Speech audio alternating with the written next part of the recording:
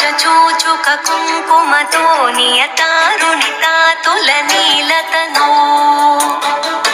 कमलायतलोचनलोकपते विजयी भव वेङ्कटशैलपते स चतुर्मुख षण्मुख पञ्चमुख प्रमुखाखिल दैवतमौलिमणे शरणागत वत्सल सारनिधे परिपालय मां वृषशैलपते अतिवेलकया तव दुर्विषहैरनुवेलकृतैरपराधशतैः भरितं त्वरितं वृषशैलपते परया कृपया परिपाहि हरे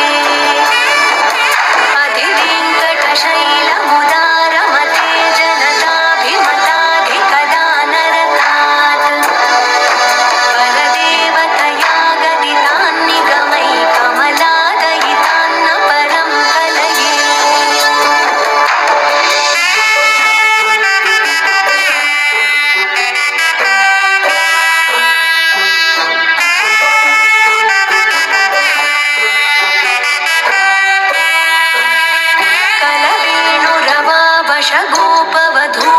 कलवेणुरवावशगोपवधूशतकोटिभृतात् स्मरकोटिसमात्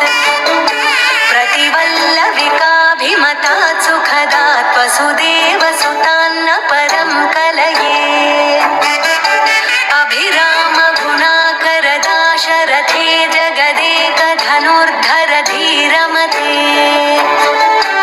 रघुनायक राम रमेश विभो वरदो भव देवदया जलधे अवनीतनया कमनीयकरं रजनीकरचारुमुखाम्बुरुहम् रजनीचरराजतमो मिहिरं महनीयमहं रघुनाममये सुमुखं सुहृदं सुलभं सुखदं स्वनुजं च सुताय ममोघशरम्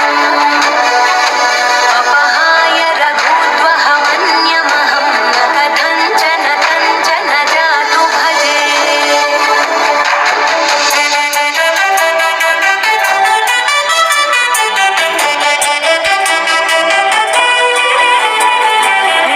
वेङ्कटेशं ननाथो ननाथः सदा वेङ्कटेशं स्मरामि स्मरामि हरे वेङ्कटेश प्रसीद प्रसीद प्रियं वेङ्कटेश प्रयच्छ प्रयच्छ विना वेङ्कटेशं ननाथो ननाथः सदा वेङ्कटेशं स्मरामि स्मरामि हरे वेङ्कटेश प्रसीद प्रसीद प्रियं वेङ्कटेश प्रयच्छ प्रयच्छ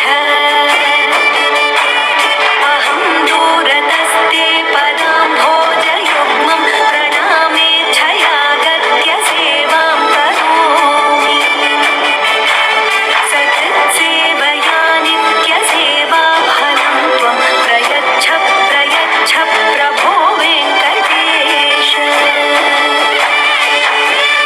अज्ञानिना मया दोषान्न शेषान् विहितान् हरे क्षमस्व त्वं शेषशैलशिखामणे अज्ञानिना मया दोषान्न शेषान् विहितान् हरे क्षमस्व त्वं शेषशैलशिखामणे